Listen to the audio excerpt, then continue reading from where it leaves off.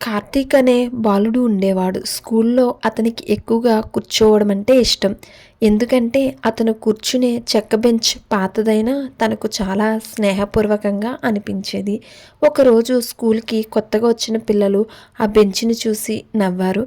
ఇది ఎంత పాతగా ఉందో, ఎందుకు కూర్చుంటావు దీని మీద అని అడిగారు.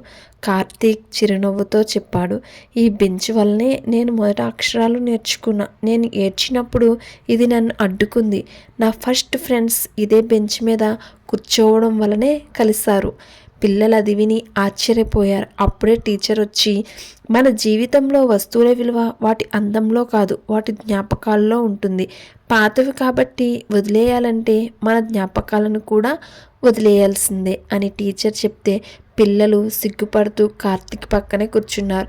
ఆ రోజు వారందరూ ఒక విషయం గ్రహించారు.